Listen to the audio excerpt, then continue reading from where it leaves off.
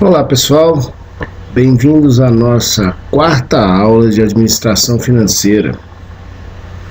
Essa nossa aula ela vai ser muito especial, pois iremos montar um orçamento que irá englobar tanto a geração de receitas quanto os lançamentos dos custos e despesas da empresa, de custos variáveis, e também da distribuição de custos fixos.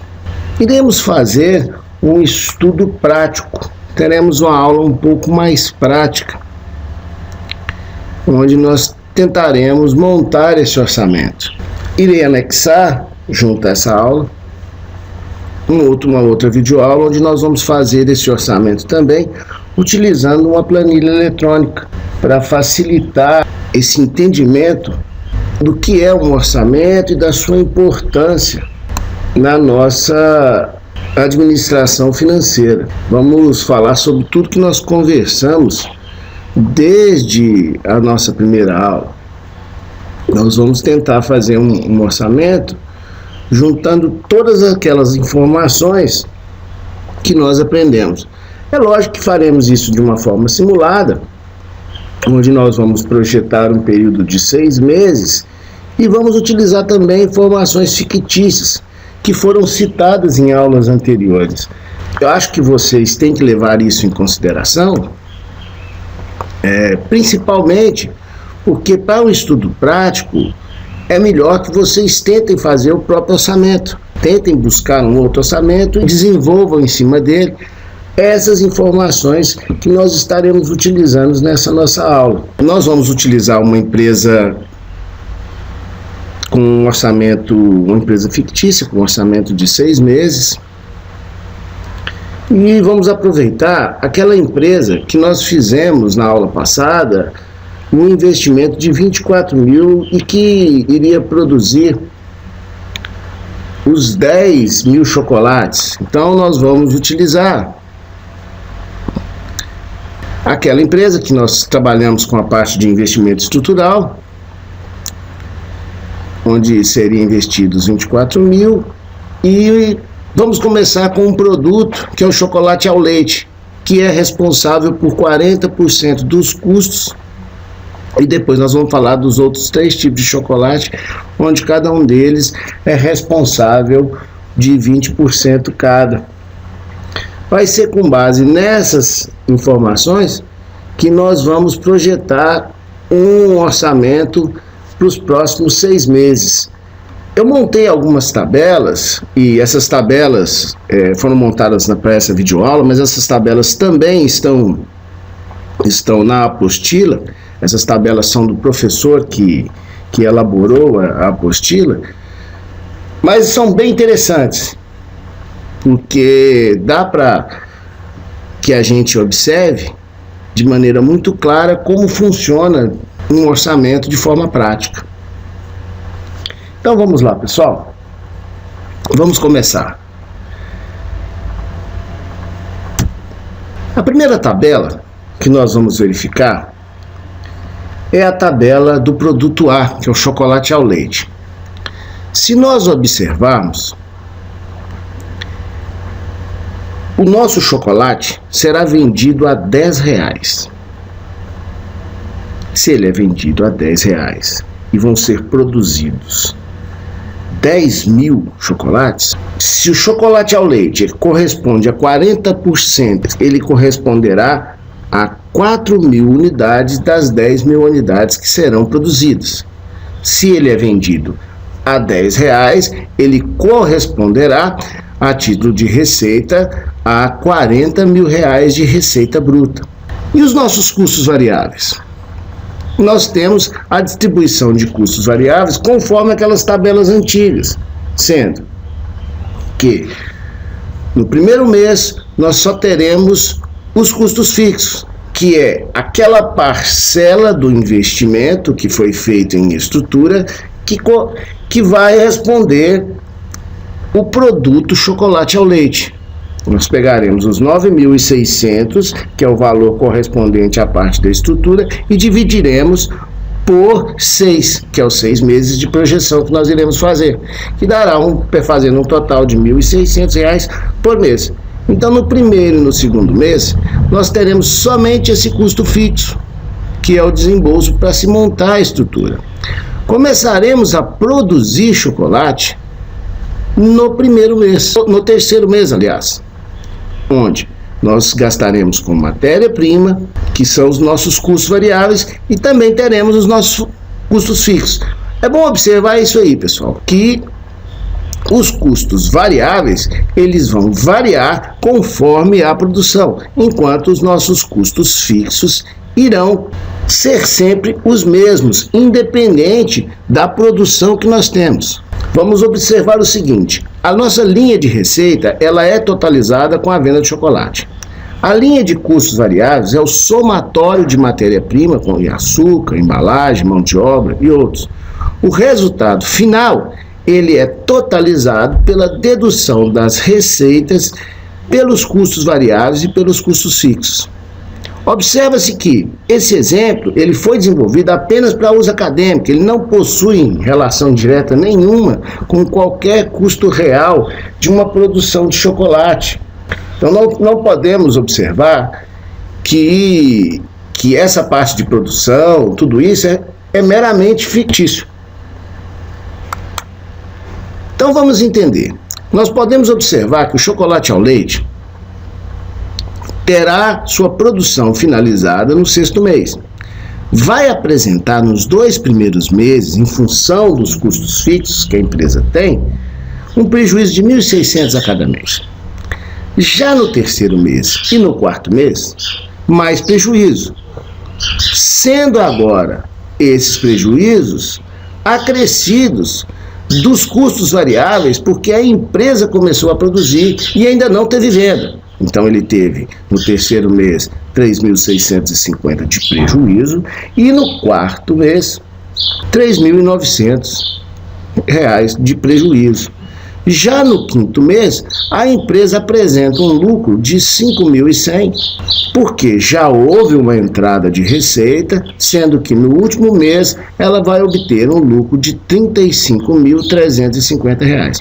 Dessa forma, se a gente considerar os meses que foram lucrativos com os meses que geraram prejuízos e considerar suas receitas, seus custos variáveis, seus custos fixos, nós teremos um lucro provável no orçamento de R$ 19.600.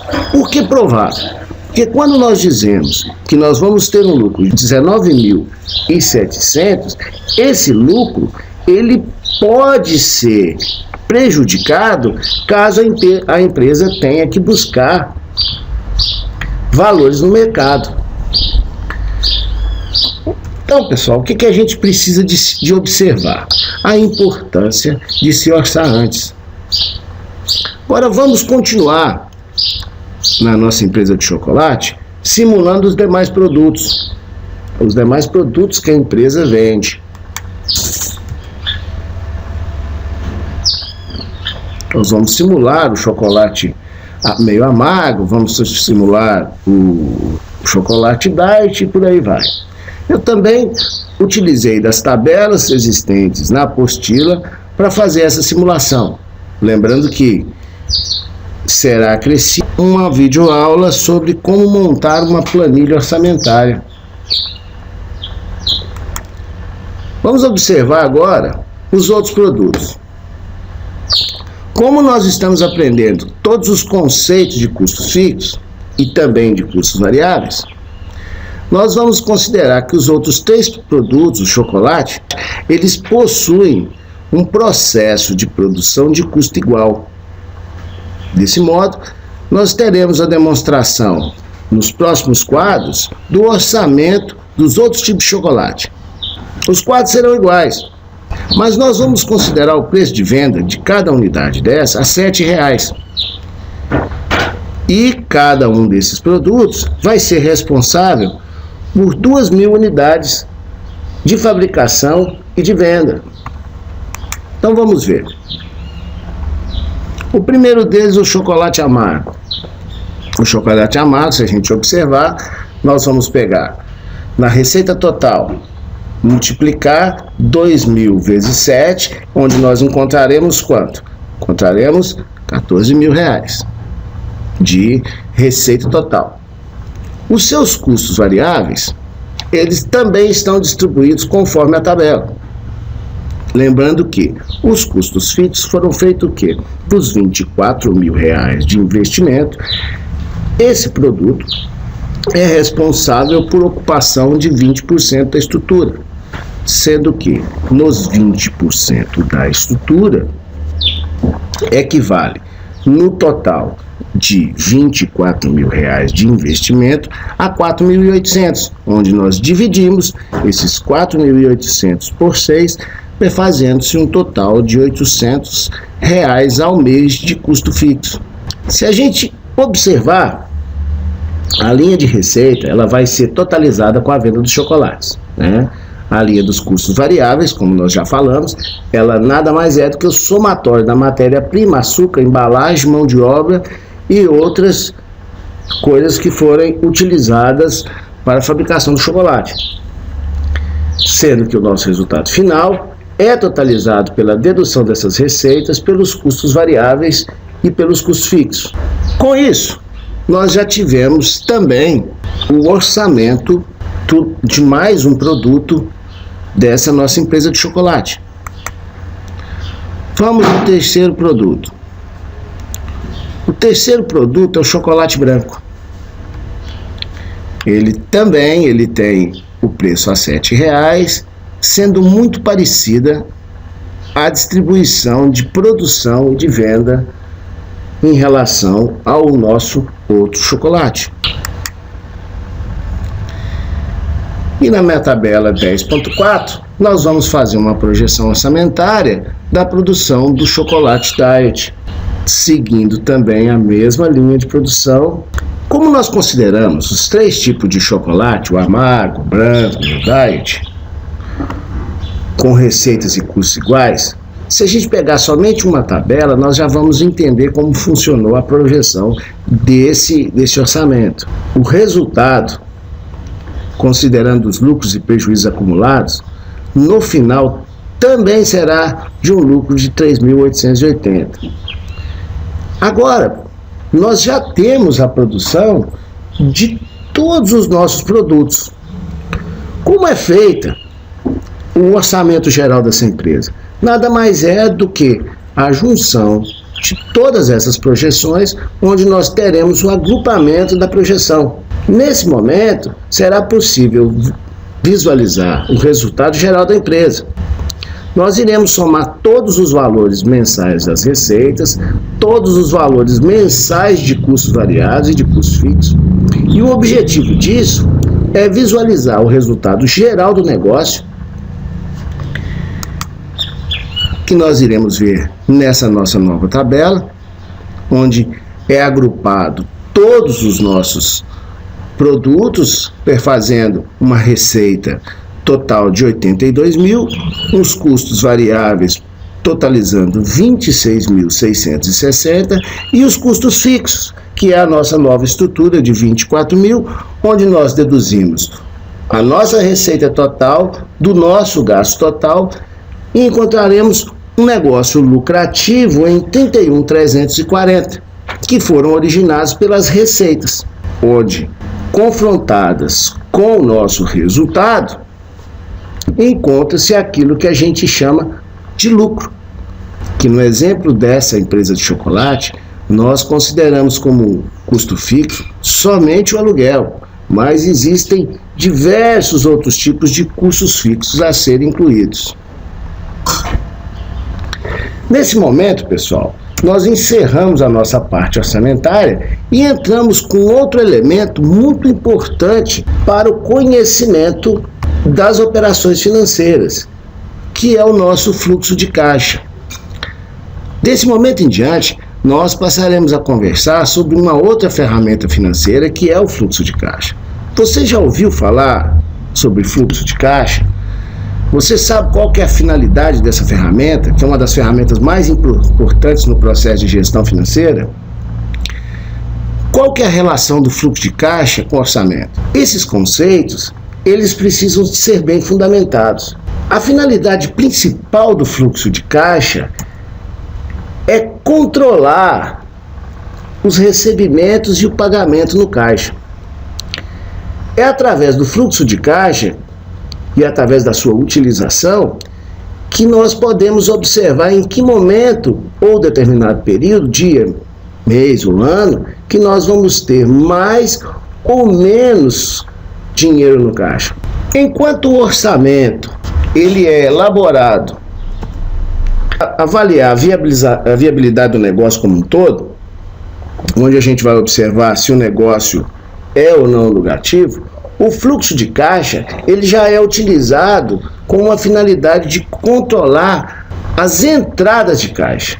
O fluxo, a entrada e saída de caixa, o fluxo que ocorre na geração de receita. Então, qual que é a diferença de um e do outro? Enquanto o nosso orçamento ele é elaborado para avaliar a viabilidade do negócio como um todo, onde a gente vai observar a lucratividade, se o mesmo é ou não lucrativo, o fluxo de caixa já se preocupa e é utilizado de forma posterior, porque tem a finalidade de controlar como foi a movimentação desse caixa. Vamos ver o que alguns autores falam a respeito do fluxo de caixa.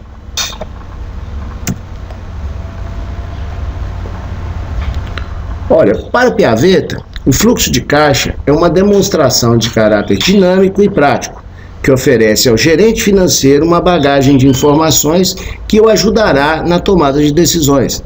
Esse documento apresenta a previsão, o controle e o registro das entradas e saídas financeiras sobre um determinado período, contendo informações sobre a vida financeira da empresa.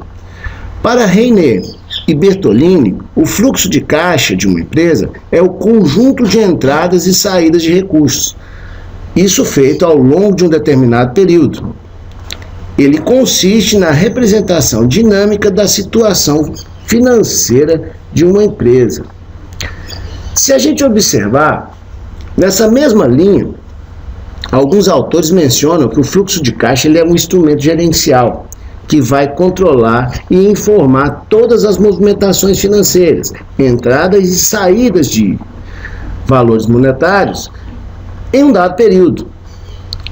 O fluxo de caixa ele é composto dos dados obtidos do controle, do contas a pagar e do contas a receber, de saldo de algumas aplicações e de todos os demais itens que representem as movimentações e recursos financeiros disponíveis na organização. É muito interessante essas definições, porque o fluxo de caixa ele é diretamente relacionado ao controle e à tomada de decisão. Se nós observarmos que esses conceitos, de uma forma geral, vão nos garantir um conhecimento maior sobre a questão do fluxo de caixa, nós agora já sabemos que o fluxo de caixa e ele como documento elaborado pelo departamento financeiro está duas grandes contas, o contas a pagar e o contas a receber. Todo departamento financeiro precisa de possuir controles através de documentos, principalmente da movimentação financeira que será feita dentro desse caixa. Para isso, gente, nós iremos fazer um exemplo a respeito do fluxo de caixa. Vamos supor que será realizada uma grande venda de um produto. Para se fazer esse produto, essa confirmação será emitida uma nota fiscal entre as partes.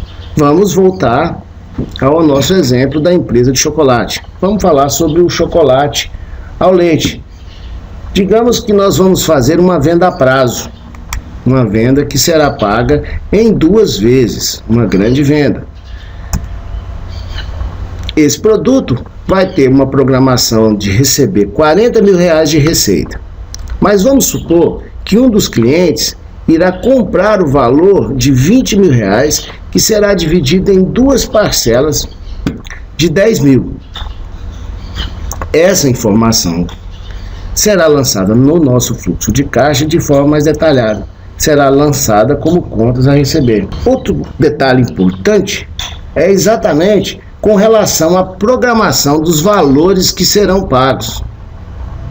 Da mesma forma que a empresa emitiu uma nota fiscal para receber, por outro lado, ela vai contratar fornecedores que deverão ser pagos também. Essa informação também deverá fazer parte do nosso fluxo de caixa, que será lançado como o contas a pagar.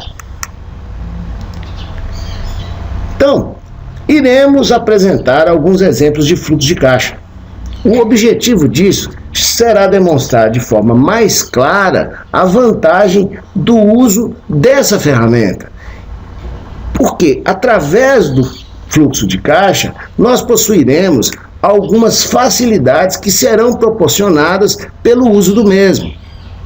Uma das contribuições que o fluxo de caixa traz, principalmente para a empresa, é a visualização dos impactos que as decisões de negociação de prazo e de valores irão trazer para o dia a dia do caixa da empresa.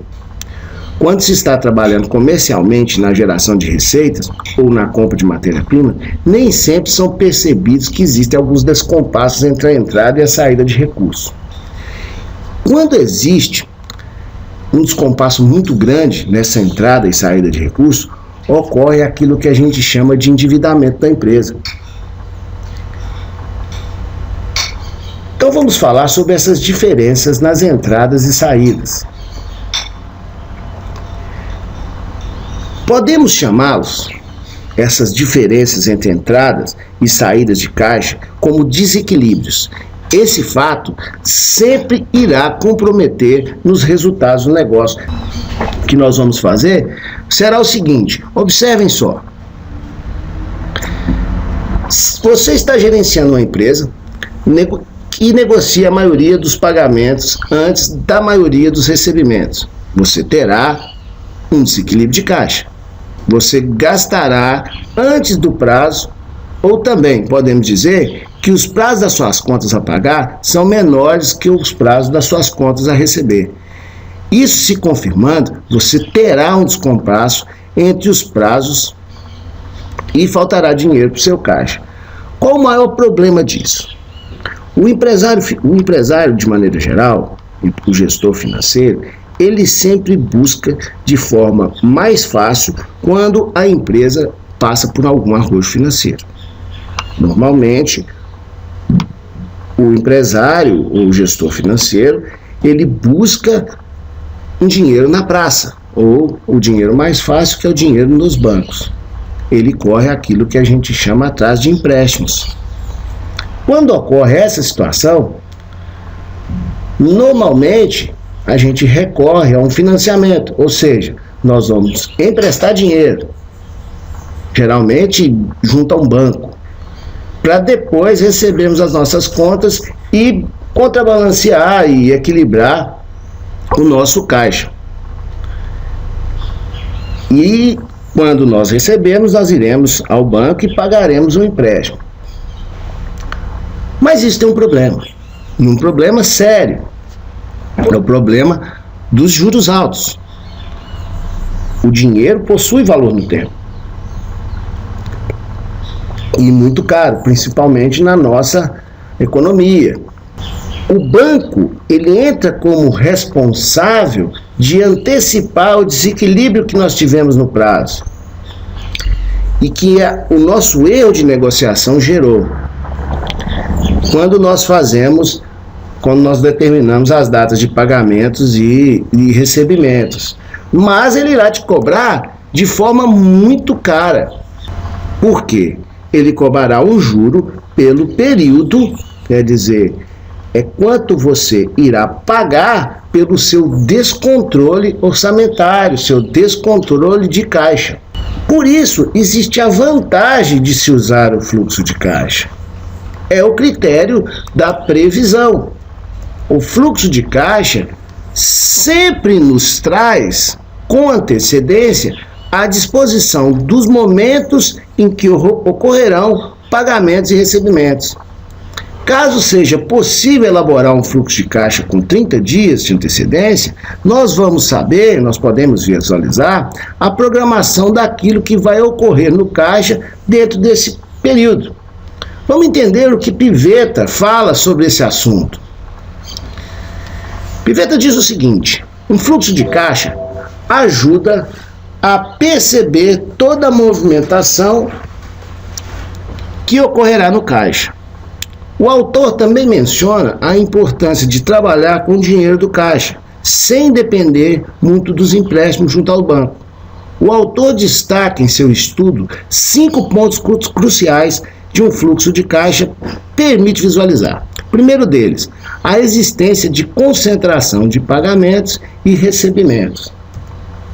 Outro ponto, as sazonalidades, que nada mais é do que aquele período onde pode ter maior entrada de capital, maior saída de capital, devido a alguns efeitos que o ambiente externo influencia dentro da empresa.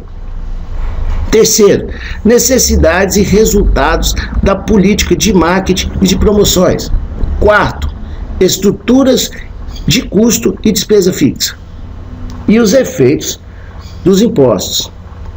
Com isso, gente, nós já sabemos que existem algumas vantagens de se trabalhar com fluxo de caixa. A grande vantagem de elaborar um fluxo de caixa, sem sombra de dúvida, está na visualização do nosso saldo de caixa de forma antecipada. A gente consegue enxergar os próximos dias, as próximas semanas e às vezes os próximos meses, trazendo para dentro da empresa algumas informações relevantes para a tomada de decisão de forma mais segura e mais clara. Nós temos que entender o seguinte: projetar o futuro é diminuir o impacto do presente. Quando nós temos uma visão antecipada dessa movimentação de caixa, nós podemos, de maneira muito antecipada, já avaliar quais são as melhores decisões. Vamos ver o exemplo seguinte para a gente observar por que da importância do fluxo de caixa.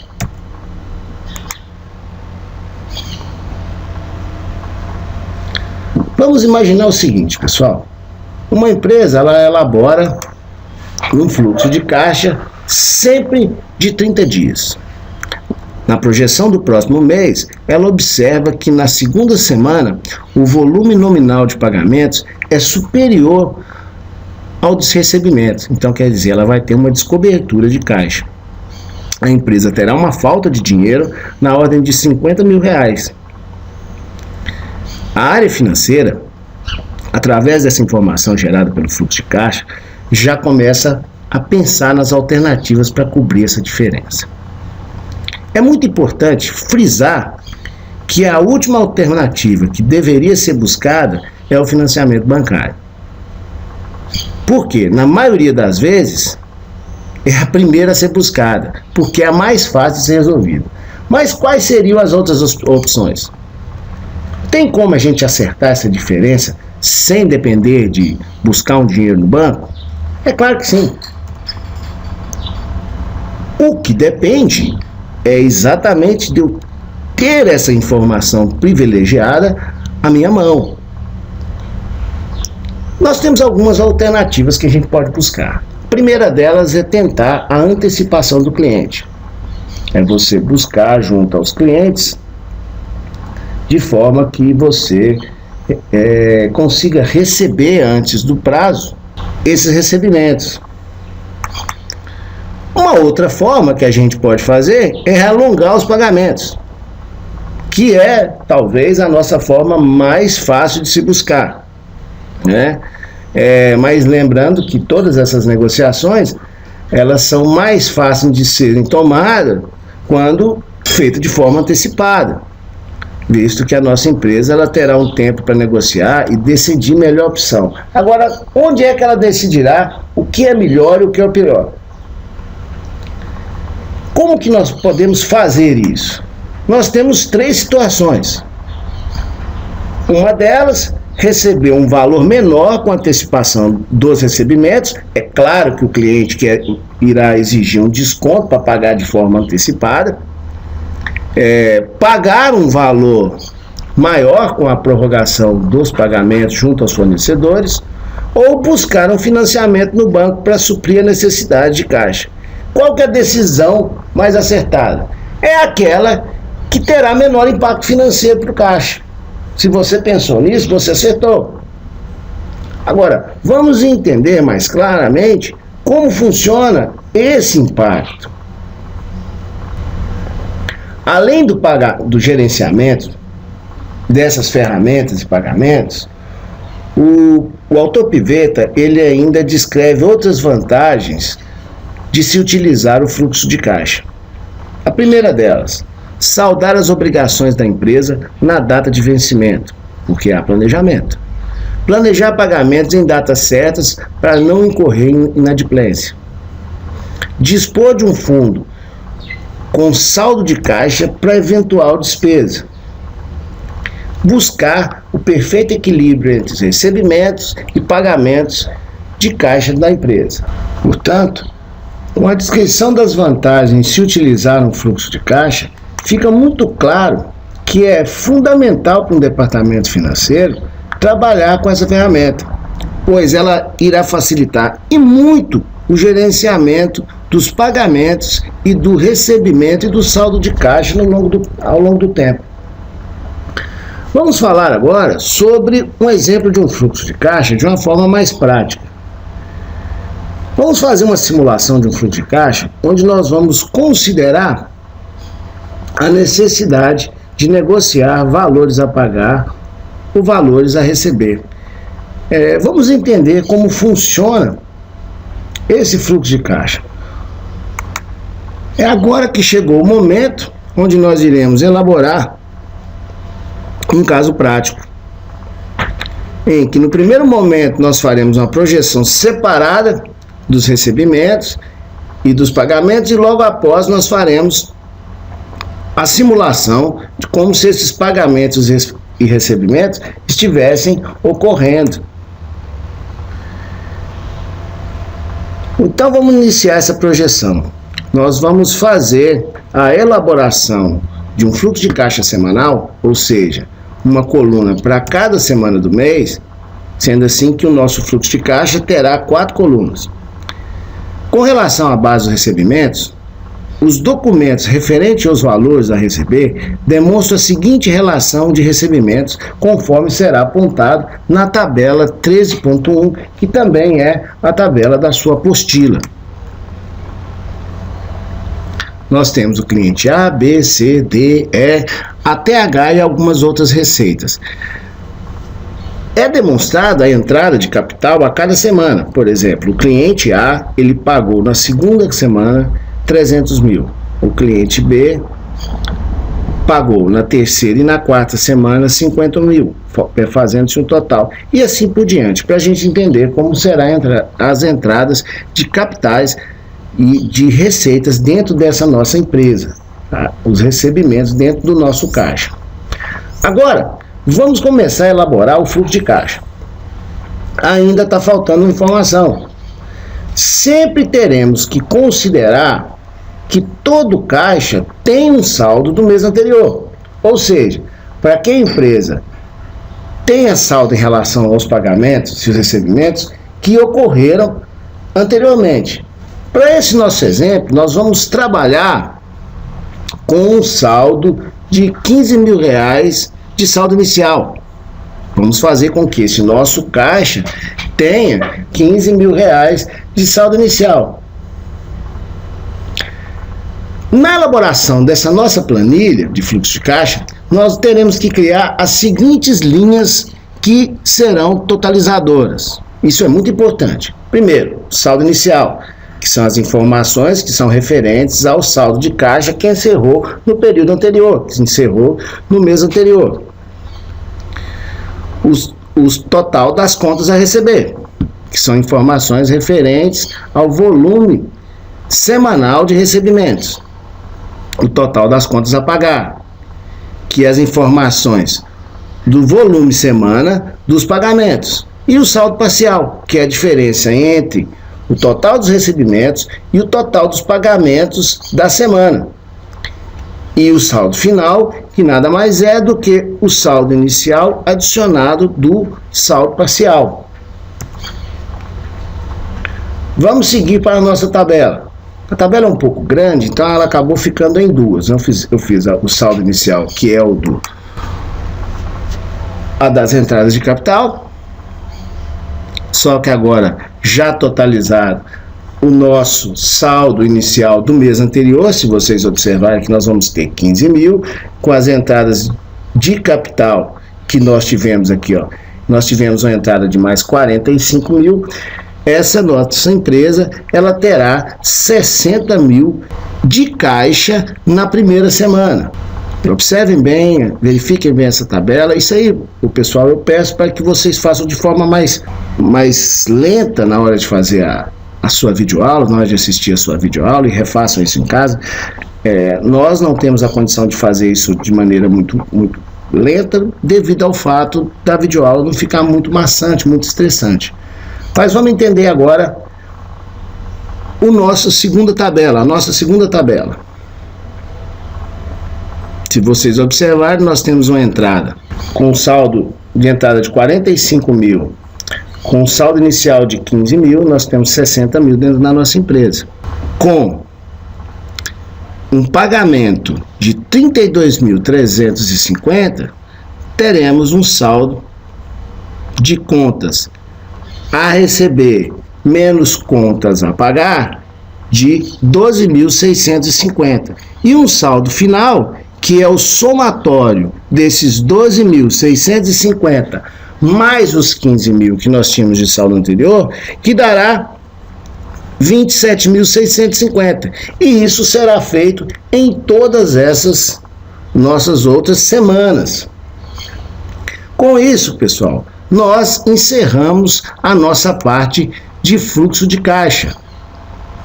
Esse exemplo também será feito em uma videoaula em separado, explicando como montar um fluxo de caixa dentro de uma planilha eletrônica.